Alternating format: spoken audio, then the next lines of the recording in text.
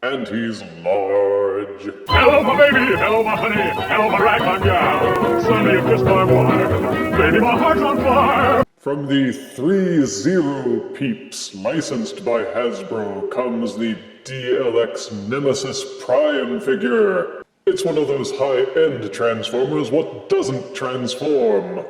But in exchange, they promise better quality and more articulation. I've been burned by similar promises, most notably from the R.E.D. figure line, which have been mediocre and disappointing. But this thing is bigger, more expensive, and heavier. So we shall see if it picks up where the red figures fail. Nemesis Prime is Optimus Prime's evil copy. He has varying origins which span from alternative universes and timelines to having been built by secret societies on Earth. All I know is it's Optimus Prime in black, and that's good enough for me. The box is massive, and this appears to mimic the War for Cybertron Siege line, which used a lot of grungy paint on its figures. The box is windowless, so you have to cross your fingers and hope they gave you the right figure. It's got a little reflective sheen added for effect. War for Cybertron logos are on the side panels. The back has a grungy Decepticon logo. And that's about all the box has to offer, so let's open her up and see how prime he really is. Out of box, ThreeZero Nemesis Primes comes in a plastic layer cake that holds all the accessories.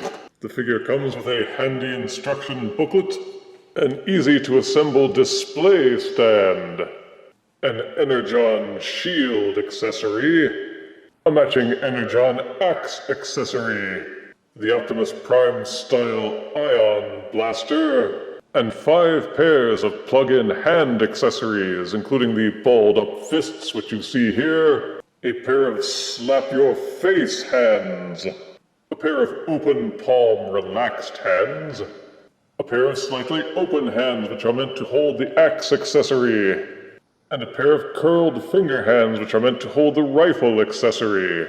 And this is Nemesis Prime out of box.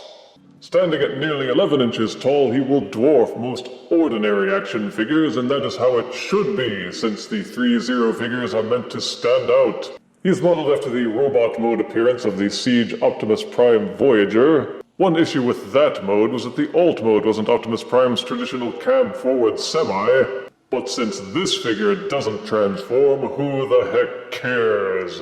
Done over in awesome black with a furnace-red chest, silver highlights, and a little blue on the crotch. And if you look over the whole figure, you can see that almost all the edges seem like they've been dry brushed with silver paint to set them off just a little bit. It highlights the sculpted features nicely without being a distraction, unlike the Hasbro figures from the Siege line, which all looked like somebody drank silver paint and then threw up all over them. But the paintwork here is subtle and well done, and nothing appears to be blurry or poorly applied. There is some fake scarring to simulate wear and tear, but it was done on purpose to give Nemesis Prime that battle-hardened look. He does look like an evil black-colored version of traditional Optimus Prime and has all the features you would expect.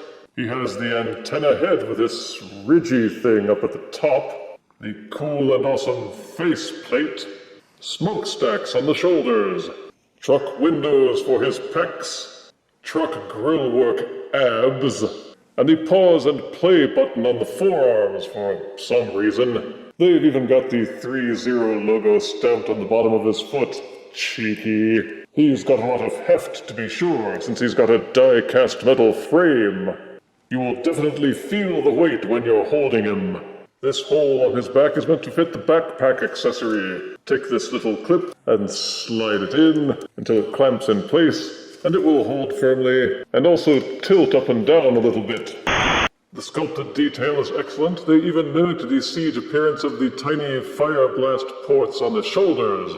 Obviously they won't work with the actual War for Cybertron fire blast accessories, but what are you gonna do? The port on this arm only is meant to support the Energon shield accessory. Plug it into Nemesis Prime's arm, and you can use it to protect himself from those nasty Autobots. The ends of the arms are tipped with the ball end of a ball and socket joint, Gently rotate and pop any fist accessory off from the end of the forearm, then squeeze in a replacement hand, depending on how you want to pose him. The X accessory is meant for 2 pairs of hands, and each hand is made of that softer rubbery plastic which is slightly flexible, which is a good thing because some of the finger joints appear worrisomely thin. I'm going to leave the X hand on the hand accessory so that I don't have to wrestle and twist them all the time to get them in and out. Ditto for the rifle accessory, which is even trickier. The best way to get the rifle into the hand is to approach the handle from the back, slot the handle around the 3 curled fingers at the bottom, then curl the pointy finger around the trigger, and then you can curl and bend the thumb around the handle and then reinsert the fingers if those slide loose. But then it's a simple matter of prying the other hand off and giving him the rifle instead. It can be a tricky process, but once you've got it done, you shouldn't have to do it twice. And no, the rifle won't support the fire blast accessories either. If you're the type who doesn't mind fussing with your figures and changing out their pieces, then you have many options. But if you're the lazy type who is content with a favorite pose, then you can leave Nemesis Prime that way and cast the remaining accessories into the pit.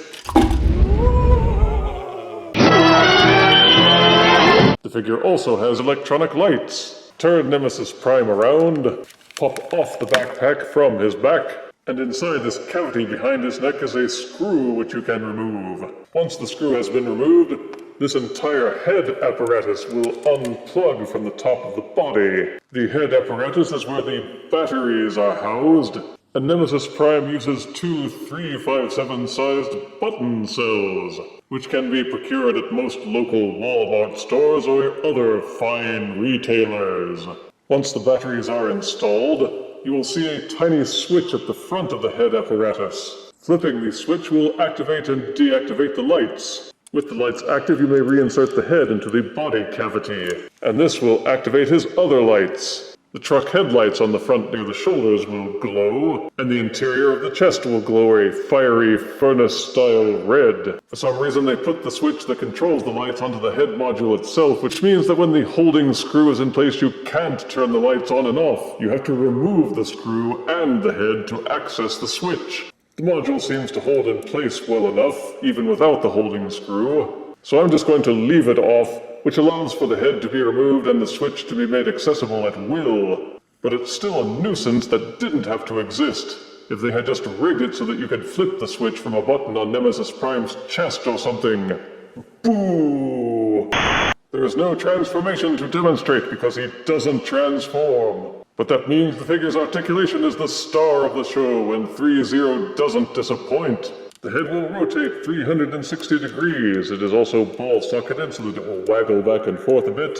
And there is a secondary hinge inside the neck which allows it to tilt forwards and backwards even more. Each shoulder will rotate fully. This boxy portion of the shoulder will tilt and swivel independently of the arm. And the smokestacks can be unpegged and flipped forward just a little bit. This will give each arm clearance that you need in order to get those wide arm stances. Each arm will rotate 360 degrees at the shoulder. Each elbow is double jointed, which allows you to flex his arms and also pose better when holding the shield. Since the wrists are ball sockets, each hand will rotate 360 degrees at the wrist. They will also waggle to a fair degree so you can get the hands in most poses that you want. There are hinges at the shoulders which will allow you to angle the arms up and down. And the upper torso is rigged so that it can tilt to the left and to the right. And not only that, he has an ab crunch. So you can either arch his back proudly or have him crouch menacingly. He will rotate 360 degrees at the waist. These little plates at his crotch are designed to fold up and out of the way to avoid part crashing while you are posing his legs. On the interior of the pelvis, you will see these angled hinges here. These are meant to allow for you to extend the legs up and down just a little bit, and they do advise doing so that you don't crush or crack the plastic when moving the parts. There is a hinge and swivel combo at the hip, so each leg will kick forwards and also kick backwards. The hinge will allow the leg to extend outwards. There is an internal swivel which will allow the legs to rotate outwards slightly. Each knee is double hinged so that you can extend the legs backwards freely. Each ankle will tilt from side to side. They will also tilt forwards and backwards on a second hinge. Plus these portions on the toe will angle upwards a little. For some reason the right ankle on my figure won't tilt like the left one does. Each ankle is pegged with metal to fit into a socket. They did this on purpose so that you can extend the ankles slightly while posing the feet. It doesn't appear that they used any ratchet joints for the articulation, which means that you won't have to worry about the ratchet teeth inhibiting the motion. It's annoying that one of my ankles won't tilt the way the other one does. That seems to be a factory flaw, but I'm sure most of the other copies are just fine. And being able to tilt the back of the feet would have topped him off nicely. But the ab crunch and tilt are awesome. Now about the figure stand. Just pull the switch and you can raise and lower the crane. These two sections plug into the base. Flip the switch up and you can raise and lower the crane. Flip it back down once you've got it into a pose that you like and it will lock it in place. There's no rotation joint, you have to slide this out, and the teeth here will lock into the teeth inside this ring, and allow you to position this hinge accordingly as well. Go to Nemesis Prime's butt and pry off this little plate at the back. The end of the crane will plug into the hole that is exposed at the back of his butt, and the stand appears to be sturdy enough to support his entire weight. But be careful, just because it can hold Nemesis Prime's weight doesn't mean that you can put him into any pose. For size comparison, here is ThreeZero DLX Nemesis Prime, next to Amazon exclusive Power of the Primes Nemesis Prime. Here is ThreeZero Nemesis Prime next to movie Bumblebee Masterpiece Optimus Prime. And here is ThreeZero DLX Nemesis Prime jammin' with Kingdom Core Soundwave. ThreeZero bills their figures as higher quality, higher end figures for serious collectors. And looking at Nemesis Prime, you can tell they're not just bragging. Positive aspects are excellent proportions, clean colors, superbly done highlights, a wealth of accessories for customization, LED lights. The black color scheme makes him okay in my book. He feels nice and heavy with metal parts. He's got superior articulation joints which hold his poses well without restrictive clicking ratchets. And a display stand which allows you to show off those cool action poses. Negatives? Not many. But my copy has a flawed right ankle that won't tilt all the way. The stand feels like it might give way if you go too nuts with the center of gravity. It's kind of dumb that they put the switch for the LED lights inside the figure where you can't get at it. And wrestling the accessories into the plastic hands makes me worry that they'll crumble or snap over time. If they had only addressed those minor flaws, he'd have scored even higher. But if you have the money, and if you want a figure that can pose the way you've always dreamed, then this figure is well worth the trouble and expense. And I give ThreeZero Nemesis Prime 9 out of 10 deaths. Seriously, how much trouble would it have been for them to put a trigger switch on the channel? If you refuse me, honey, you lose me, then you'll be left alone, oh baby, tell them all, and tell me I'm your own.